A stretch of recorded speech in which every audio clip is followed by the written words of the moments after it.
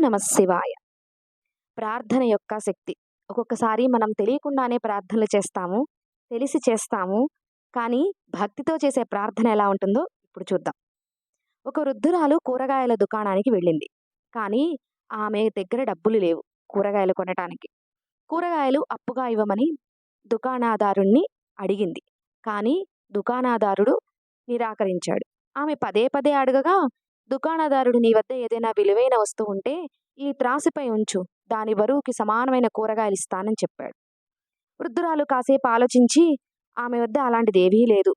ఆలోచించిన తర్వాత కూడా ఒక కాగితం తీసి దానిపై ఏదో రాసి తాసుకి ఒకవైపు ఉంచింది. అది చూసి దుకాణదారుడు నవ్వుకున్నాడు. అయినప్పటికీ కొన్ని కూరగాయలను తీసి త్రాసులో ఒక తక్కెడలో పెట్టి ఆశ్చర్యపోయాడు. కారణం, కాగితం ఉన్న తక్కెడ దిగువకు, కూరగాయల తక్కెడ పైకి కదిలింది. అప్పుడు అతను మరిన్ని కూరగాయలు వేశాడు. కానీ కాగితం ఉన్న తక్కెడ పైకి రాలేదు. ఇప్పుడు దుకాణదారుడు మరిన్ని కూరగాయలు వేశాడు. కానీ కాగితం ఉన్న తక్కెడ మాత్రం ఇప్పటికీ కిందనే ఉంది. ఎన్ని కూరగాయలు వేసినా కాగితం ఉన్న తక్కెడ పైకి లేవకపోవడంతో దుకాణదారుడు విసుగు చెంది కాగితం తీసుకొని దాని మీద ఏమి రాసిందో చదివాడు.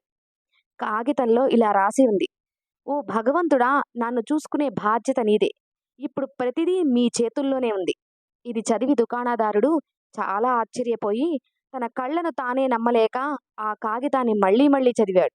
కానీ ఏమీ అర్థం కాలేదు. ఏమీ మాట్లాడకుండా కూరగాయలు వృద్ధురాలికి ఇచ్చేశాడు.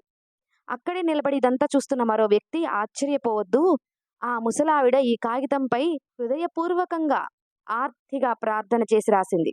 ప్రార్థన విలువ ఆ భగవంతునికి మాత్రమే తెలుసు అని దుకాణదారుడికి వివరించాడు.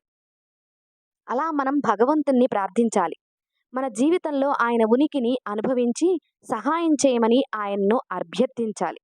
ఒక గంటైనా నిమిషమైనా సరే ప్రార్థన హృదయపూర్వకంగా ఆర్తితో చేస్తే భగవంతుడు తప్పకుండా సహాయం చేస్తాడు. ఈ కథలో కూరగాయలు అమ్ముకునేవాడు కొంటున్న వృద్ధురాలి ప్రార్థనా రూపంలో భగవంతుని ఉనికి అనుభవించాడు. మనం భగవంతుణ్ణి ప్రత్యక్షంగా చూడలేం, కానీ చాలా సూక్ష్మ ప్రకంపనల ద్వారా ఆయన ఉనికిని అనుభూతిని చెందగలం.